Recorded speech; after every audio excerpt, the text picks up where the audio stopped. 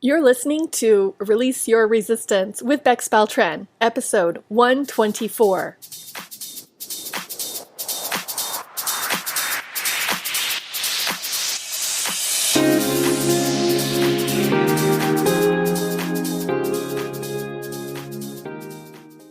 Welcome to Release Your Resistance. This is Bex. The only reason why any of us don't have what we want in life is because of our own resistance. Right now, I'm learning how to recognize and release my resistance, and this podcast tells you how you can release your resistance so that you can live the exact life that you want. Let's get started. Hello, I hope you are doing great. I'm so excited to share today's episode with you. It is a little bit different. The backstory is that at the end of last year, I decided that I would host a workshop 12 months or 12 workshops in 12 months of 2023. So here we are in May, and tonight, on the day here that I'm recording this, I'm getting ready to host the 5th workshop, which is called Find Your Purpose. And as I've been hosting these different workshops throughout the last 4 months, I've been experimenting with different ways to prepare and deliver and just how I wanted to put these together. And for this month's, the Find Your Purpose workshop, I decided to pre-record a draft or like a dress rehearsal. So it's an audio and visual or video version as part of my preparation process. And then I thought, why don't I turn this pre-play instead of a replay into a podcast episode? So in about 40 minutes, I'm heading over to where the in-person version of the workshop is, and I'll be joining everyone who is joining from Zoom, and we'll have that workshop tonight, and if I remember, I'll record it so that we actually have a recording of the actual workshop. But in the meantime, here is the pre-play of the workshop that I will be delivering in about an hour and a half, or maybe just an hour. So I am curious what you think about it, if you like this style of podcast episode, if you have other suggestions or ideas, whatever it is, let me know. But here is the pre-play recording of the Find Your Purpose workshop. Enjoy. Let's talk about how you can find your purpose. My name is Bex Beltran. I am a coach, a podcaster, and I love journaling. And you can find more information about me and what I do at my website at bexb.org. And if you want to find more information specifically about this topic, you can go to bexb.org/purpose. So the concepts of today's discussion are, what is purpose? It's life is the story that you tell yourself. It's knowing that you can decide who you want to be and, very importantly, who you don't want to be. And I'm going to invite you to consider creating an intentional manifesto for yourself. First thing I want you to think about is, what is purpose? When I say find your purpose, and when you think about what is my purpose, what is that thing that you're finding or wondering about? Another way to think about this is, if you were trying to explain the word purpose or what you mean when you say purpose to someone who doesn't have that word or concept in their native language, how would you describe it? Would it be your drive? Would it be what gets you up out of bed every morning? Why you continue? What motivates you? I'm curious. So think about that for a moment. If you had to describe purpose to someone else, and maybe now for the first time to yourself, what do you mean by that? So what I want to suggest is that we might think of purpose in these terms, and I'm going to say it's not necessarily any of these.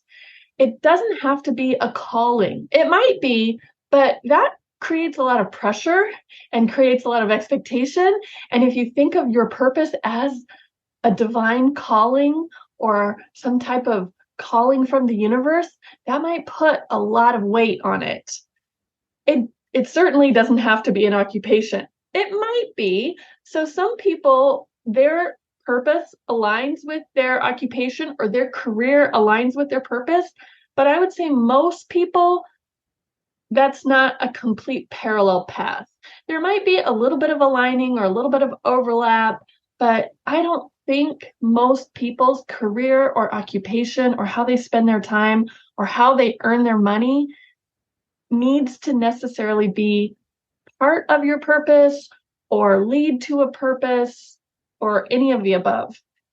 If it does, that's great. But again, thinking that it has to can create a lot of expectation and then a lot of judgment and maybe some doubt. So let's just disconnect those two words. Purpose is not necessarily what you do as your occupation. Purpose doesn't need to be noble. It doesn't need to be appreciated or revered by others. Purpose is what you care about, what lights you up, what sparks in you.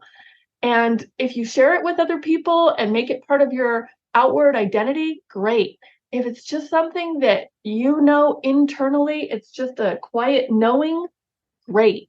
So if other people revere you for it and applaud you for it, okay. But if they don't know about it or they don't care about it, that is fine too. It's not about others. It's really only about you and what you think. And then another misconception is that your purpose is something that is part of you for your entire life. I don't think that's necessarily the case. I mean, we know of and we hear of people who find their purpose or find their passion or their talent or whatever else you want to put in that sentence at an early age. It is their calling. They make an occupation about it. Other people applaud them for it. And that's what they do their whole lives. I think that is more of an outlier than a consistent thing amongst most people. I think your purpose can be one thing or more than one thing at a certain part of your life. And then as you evolve and grow, you might find other purposes.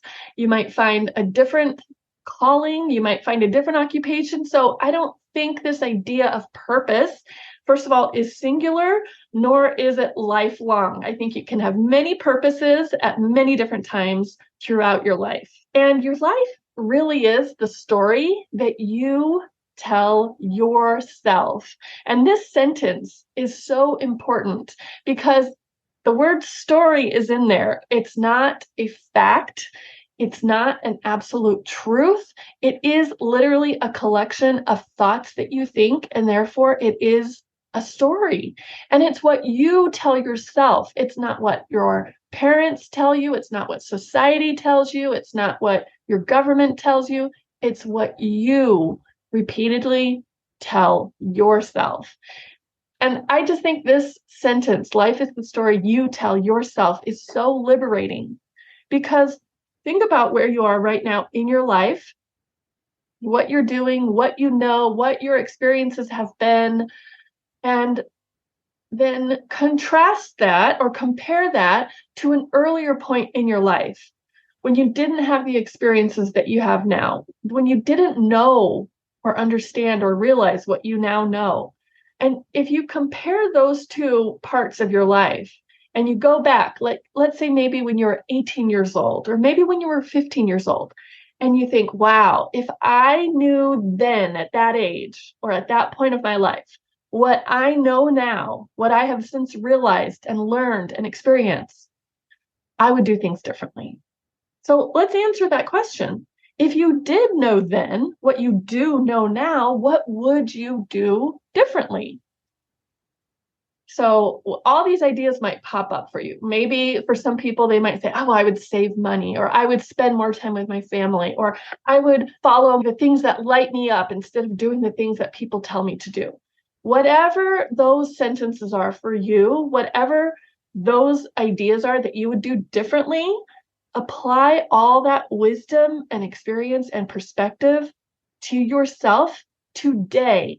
Even though we can't necessarily go back to when we were 18 or 20 or 15 and make different choices and live a different life, we can use all of our wisdom and experience and apply it right now to our life and make different choices and go in a different direction today if we don't like exactly where we are right now.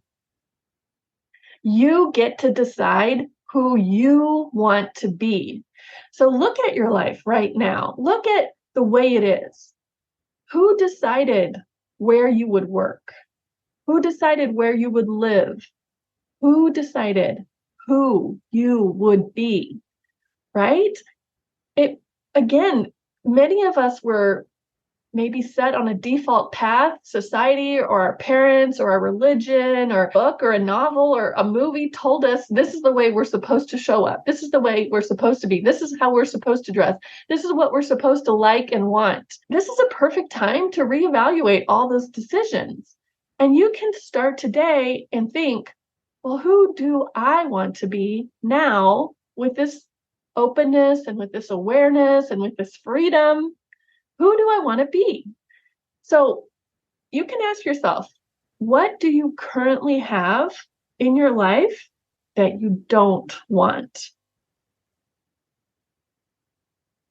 I mean, this opens up so many possibilities. If there's something that you are currently doing or experiencing or continuing or owning or wishing for or living with that you don't want, decide if you have any flexibility there. Decide if there's any decisions to be made there that you can let go of it, change it, pivot, start fresh. There's so many options here. And you can find out what you want by being curious and exploratory. So many times, people who are looking to find a purpose, find some direction in their life, get out of feeling stuck, oftentimes part of the feeling stuck is that they don't know what they want. They know they don't want what they have. They know they're not completely satisfied or delighted with their current life and their current choices. But how to change if they don't know what they would rather have? So this is an invitation to be curious and exploratory, not to be judgmental, not to be shut down or closed off. And so this is your chance to just let your mind open and look around and consider the possibilities, consider the options, notice what is available, notice what other people are doing, notice what you would like to do. Just open your mind in a curious, non-judgmental, non-closed off way.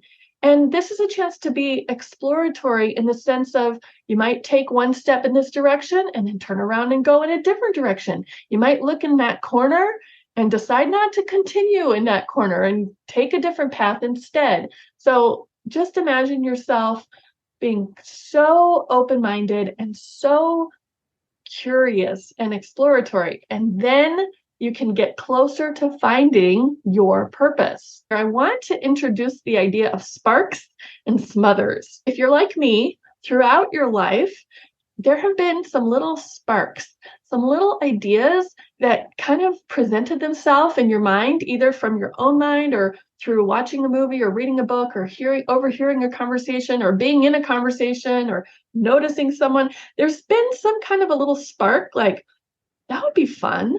I like that. That would be interesting. I wonder what it would be like to do that or have that or go there or live there or try that. So that's like a little spark.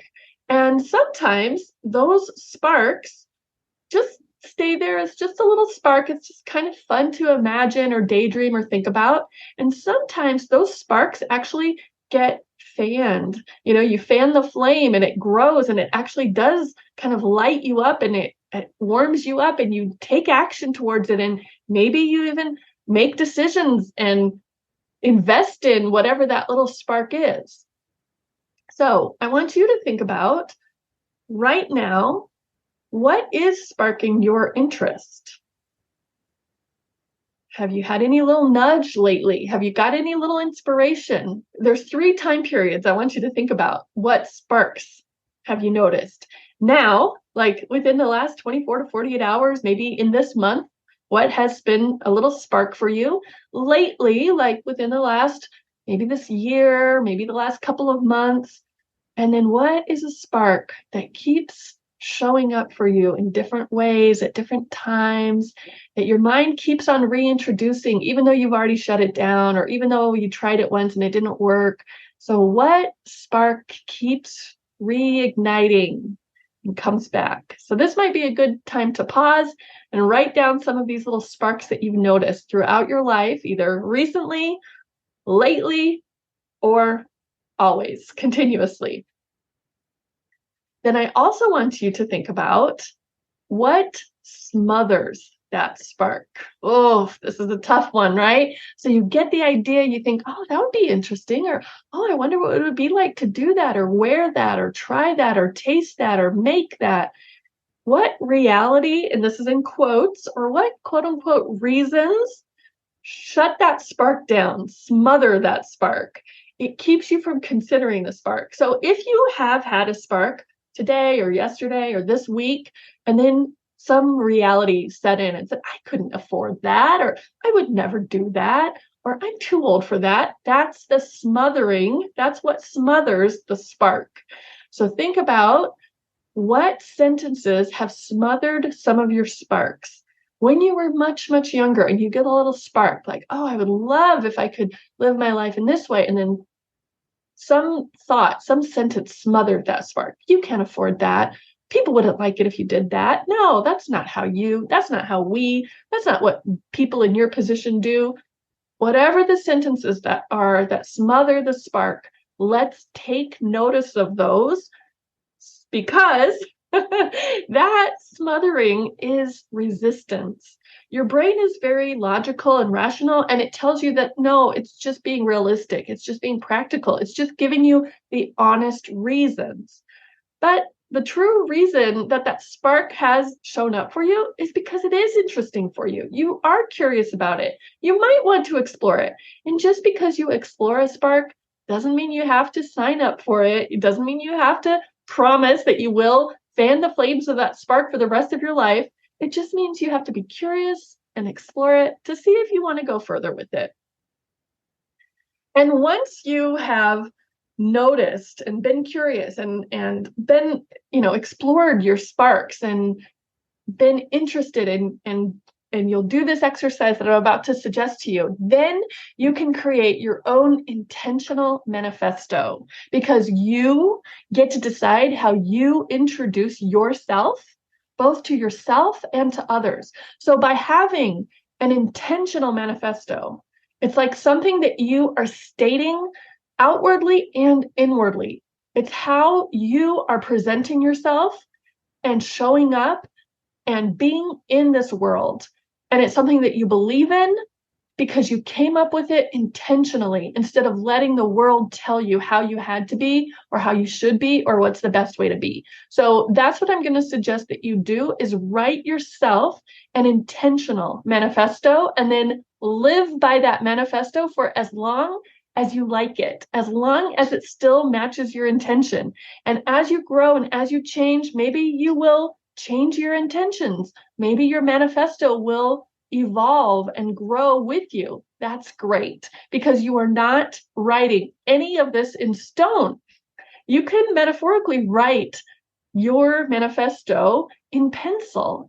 And then as you learn and as you grow and as you're curious and as you explore, you can change it. You don't have to decide your entire life's plan right now. You don't have to have it all figured out with every step along the path.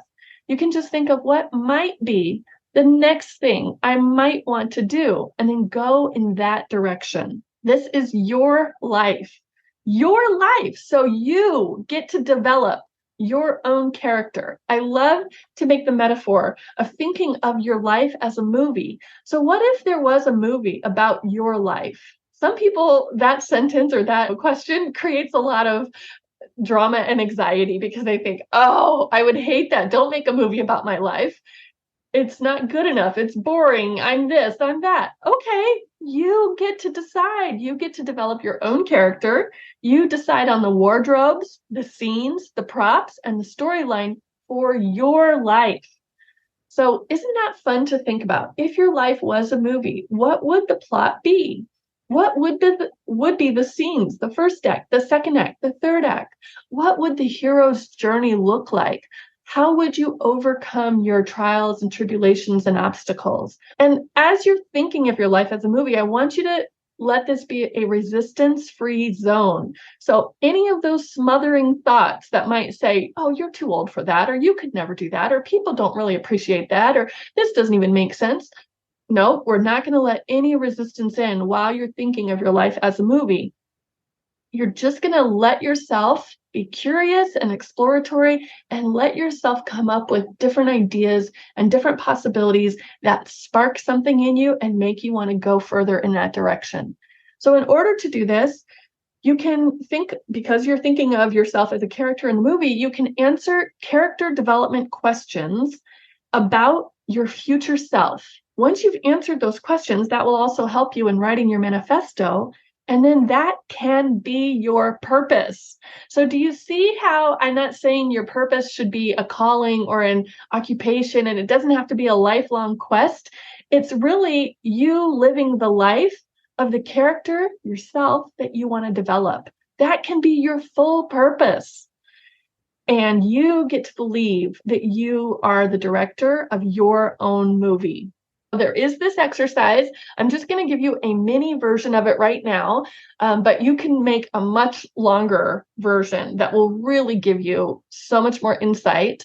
And this is the Find Your Purpose exercise. It's like a character development exercise.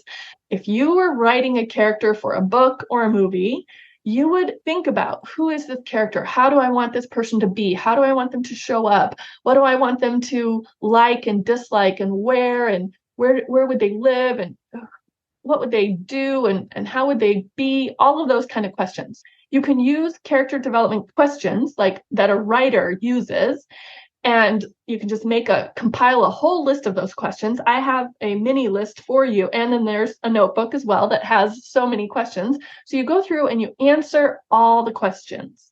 You just answer it from your future self without any resistance. You just let your imagination and curiosity and exploration run wild.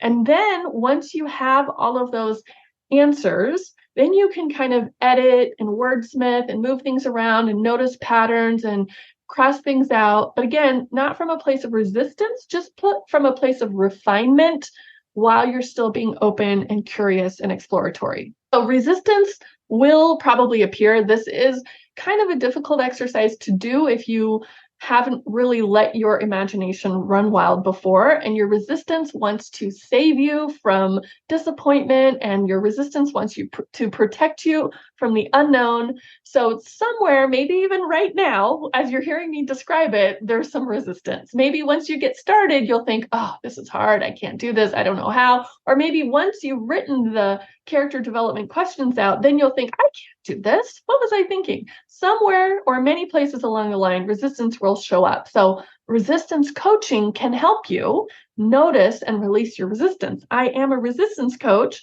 So if you need a partner through this, I can help you with my month-to-month coaching. My coaching clients meet with me twice a month, and it's $159 per month, and it's month to month. So if we meet for 1 month, that's great. If we meet for 6 months, that's great. If we continue on, that's great. It's up to you how long you want to continue coaching. And you can get more information and schedule some sessions at bexby.org/coaching. Now I want to hear what's coming up for you. What is unclear about what we discussed? Is there any resistance? And what resonates? And what do you think your next step is? If you're ready, there is the character development questions that I have for you on the handout, and then also in the notebook. So you can get all of that information at bexby.org/purpose. You can find the notebook. You can see the handout with the character development questions. You can see the link to coach with me. You can hear some podcast episodes more about this topic. And if you want to connect with me in other ways, I do a journaling and friendship event twice a month, once on Zoom and once in person. So the next one is coming up. And then on the first Thursday of every month, I also lead Pod Club, which is like a book club, except it is just one podcast episode instead of reading a whole book. And then we get together and discuss. And then the next workshop is working on a vision board together. So hopefully you can use some of the answers from today's workshop and character development exercise in creating your vision board next month. And you can get all of the information about my upcoming events at bexby.org/let's meet. Okay, that was the workshop pre-play. I hope you enjoyed it. If you would like to get any of the resources that I mentioned or watch the a video of this workshop or anything else, you can go to bexb.org/purpose and you can see all the information that I referenced, and you can get some other podcast episodes and just find out more about it. Thank you for listening today. I hope you have a great week. Talk with you later. You know what I'm really good at? Asking questions, then listening to the answer and redirecting you if you didn't answer, then showing you your thoughts from how you answered. That is part of what coaching with me is like. I don't have an agenda for you. I don't think I know better than you. I do believe in you and your capacity. If you tell me what you want for yourself, I believe it. I can see it for you. I can show you the thoughts that are keeping you from getting what you want. Then you can drop those thoughts and go get what you want. Coaching really works. Come to my site at bexb.org/coaching and book a session with me.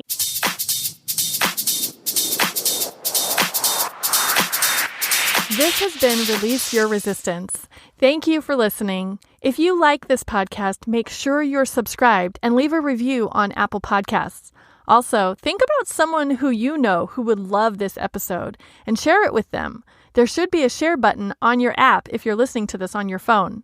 If you'd like to continue this conversation one-on-one or in real time, come visit me on my site at bexb.org to see how we can work together.